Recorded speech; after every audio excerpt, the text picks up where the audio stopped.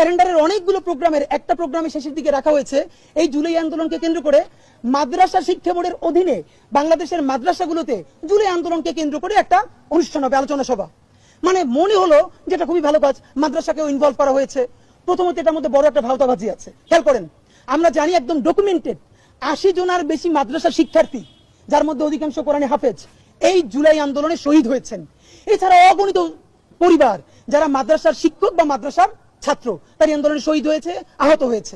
আচ্ছা, এই যে জুলাইয়ের মাদ্রাসা শিক্ষার্থীদের শহীদ, এইটা কি শুধু স্বীকৃতি মাদ্রাসা আলারাই দিবে, নাকি আম জনতা সারা বাংলাদেশের স্বীকৃতি দিতে হবে? তাহলে সারা বাংলাদেশ মাদ্রাসা পর্যন্ত যখন মেনে নিচ্ছে এই আন্দোলনের প্রাণ আমাদের নারীরা, তারাও এটা নিয়ে এখন উল্টোপাল্টা কথা বলছে না। হেফাজতের মতো সংগঠন, তাদের ওখানে দুই একটা ভুল ভ্রান্তি হয়েছে নারী নিয়ে, আপনারা দেখেছেন, অফিসিয়ালি তারা দুঃখ প্রকাশ করেছে। এটা তো আমাদের জুলাইয়ের ইমপ্রুভমেন্ট, জীবনও তো এটা হেফাজত করতো না, বাট করেছে। এখন আপনার কাজ কি? আপনি মাদ্রাসাকে দিয়ে মাদ্রাসার অ্যাকনলেজমেন্ট করাবেন? ঢাকা বিশ্ববিদ্যালয়ের নারীদেরকে বলতে হবে না এই আন্দোলনের একটা বড় প্রাণ ছিল মাদ্রাসা? বাংলাদেশের প্রতিটা প্রাণ কেন্দ্র থেকে বলতে হবে না, মাদ্রাসা থেকে বলতে হবে নারীরা ছিল আমাদের আন্দোলনের প্রাণ? আর সেকুলার জায়গা থেকে, এই বিশ্ববিদ্যালয় থেকে, দেশের প্রত্যেকটা শিক্ষা প্রতিষ্ঠান থেকে বলতে হবে আমাদের পাশে এসে দাঁড়িয়েছিল আমাদের মাদ্রাসা শিক্ষার্থীরা। তাহলে কেন শিক্ষা মন্ত্রণালয় থেকে এই প্রোগ্রামটা সারা বিশ্ববিদ্যালয়ে সারা দেশে না করে আপনি শুধুই মাদ্রাসার মধ্যে পাঠালেন? আবার প্রান্তিকতার রাজনীতি চলছে এখানে, এই প্রান্তিকতা চলবে না।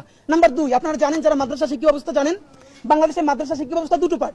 একটা হলো এই যে মাদ্রাসা শিক্ষা বোর্ডের অধীনে যারা এমপিওভুক্ত হাজার হাজার মাদ্রাসা, কিন্তু এর বাইরে হাজার হাজার মাদ্রাসা, যেটাকে আমরা বলি কওমি মাদ্রাসা, যারা কোনোভাবে সরকারের এমপিওভুক্তির মধ্যেও নাই, সরকারের কাঠামোর মধ্যেও নাই। তো এই আন্দোলনে তো অগণিত শহীদ কওমি মাদ্রাসার শিক্ষার্থীরা, কওমি মাদ্রাসার ছাত্ররা।